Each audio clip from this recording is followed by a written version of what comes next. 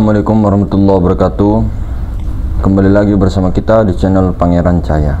Saudara-saudaraku yang dimuliakan Allah Subhanahu wa taala dimanapun Anda berada, sehat selalu, semoga dalam lindungan dan rahmatnya Allah Subhanahu wa taala. Hadirin semuanya, semua pencarian kita itu secara syariatnya itu bisa dari mana saja. Mau daripada zat dulu, kemudian ke sifat, asma ke af'al bisa. Mau dari af'al dulu, kemudian asma, kemudian sifat, lalu ke zat, bisa juga. Mau juga melalui jalur apa saja, silahkan.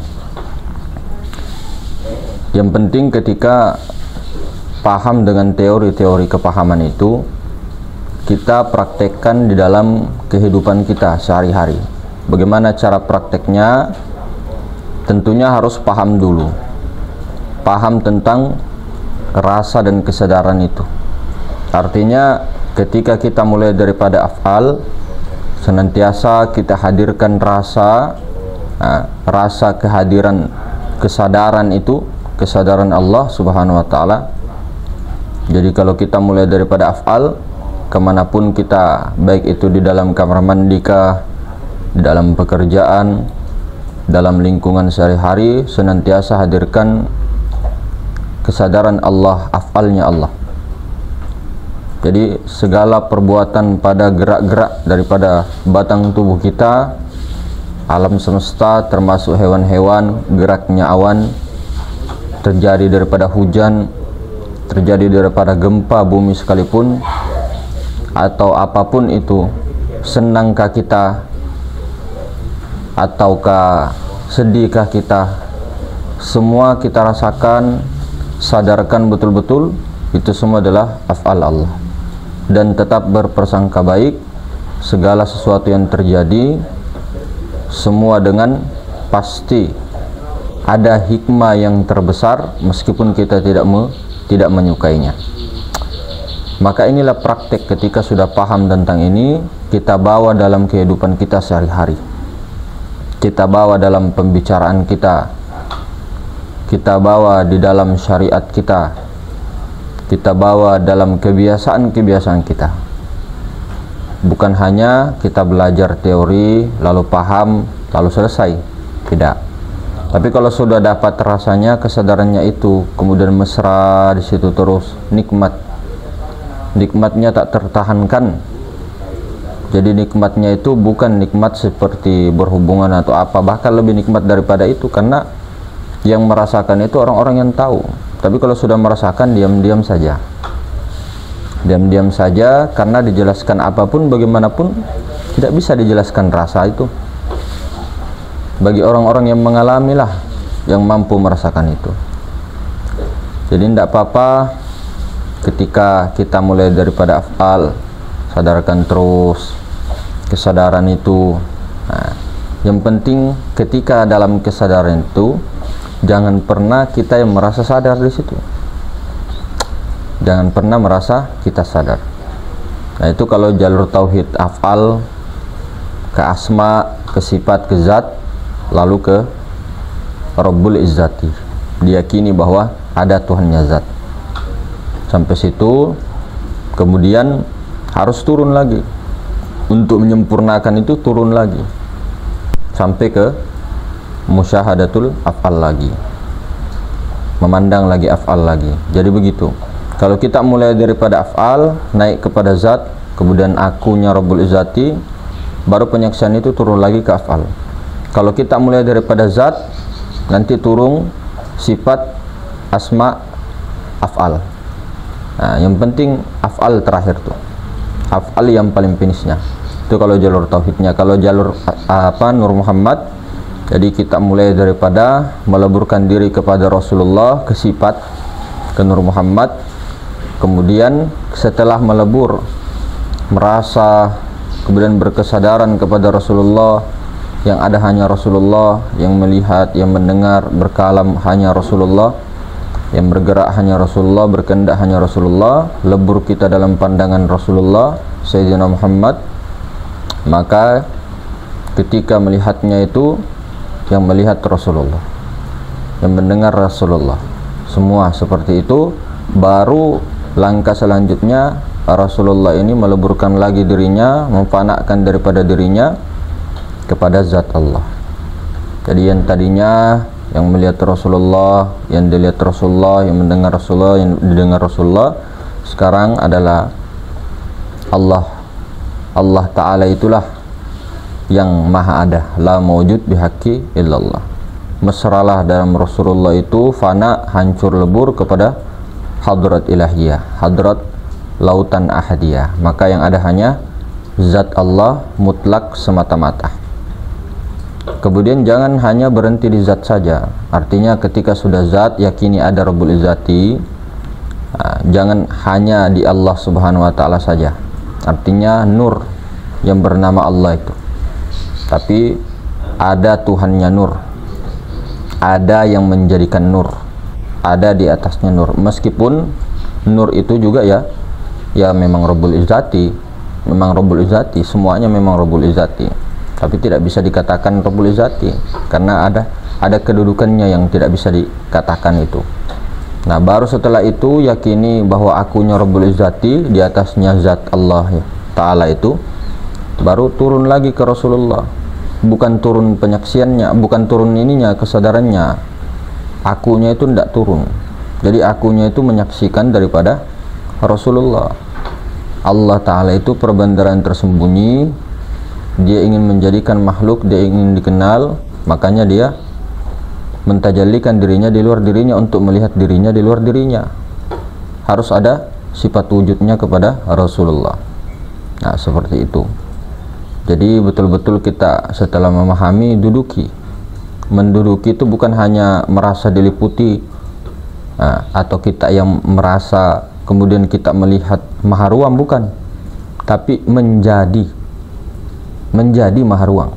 Bukan kita mengaku maha ruang, bukan mengaku maha suci, tidak, tapi menjadikan maha suci, mengakui maha suci itu, duduk di maha suci, sehingga maha suci itulah yang melihat dirinya kepada wujudnya, yaitu Rasulullah Nur Muhammad sallallahu alaihi wasallam. Jadi mungkin begitu, pilihlah jalannya. Apa yang kita telah sedikit-sedikit ya, kepahaman perbedaan pendapat yang kita inikan di YouTube, boleh dipakai, boleh juga tidak masalah. Yang penting kita pilih jalan-jalan mana yang kita mau sukai. Praktek-praktek sudah ada, teori sudah banyak sekali berseliweran, praktek juga banyak, tinggal kita lagi yang menimbulkan kesadaran. Artinya ini pandangan syariat. Kita ada niat, tekad, ikhtiar dan kuat, itu dari kita. Tapi dari kitanya ini, kesadarannya itu kitanya Allah, bukan kita yang berikhtiar, bukan. Kalau kita mana mungkin bisa berikhtiar yang tidak pernah ada, yang bayangan itu tidak mungkin bisa bergerak kalau tidak digerakkan oleh yang punya bayang. Jadi seperti itu. Ini syariat saja mengatakan tekad kuat dan sebagainya. Kalau memang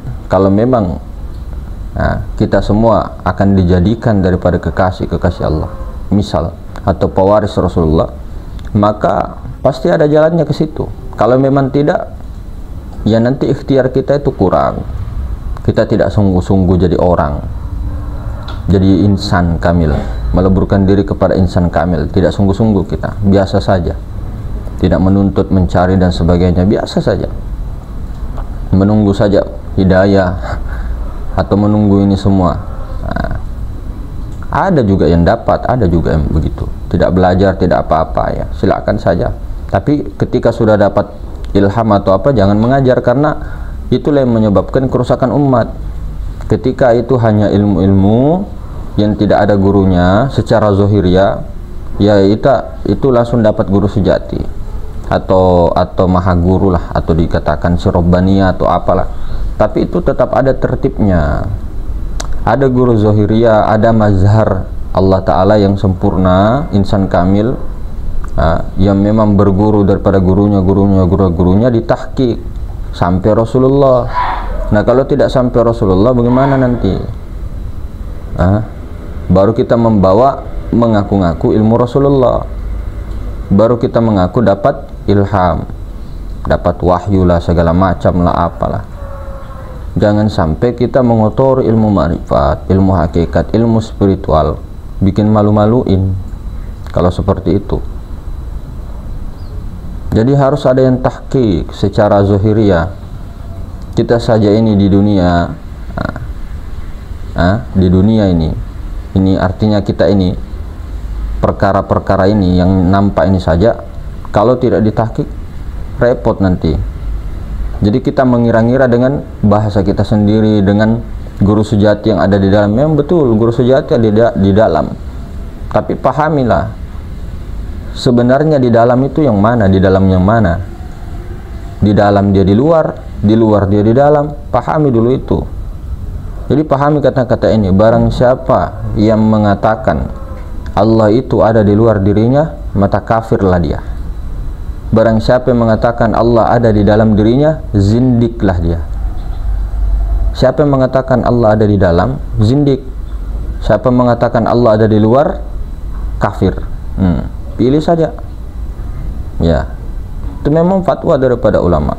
Makanya jangan menafikan juga ulama-ulama al-zahir wal batin, wali-wali Allah subhanahu wa ta'ala juga. Karena siapa hakikat wali itu? Berkali-kali kan dibilang, oh jangan anu sama makhluk, jangan ini sama makhluk. Iya, kalau kamu menghormati walinya memang makhluk.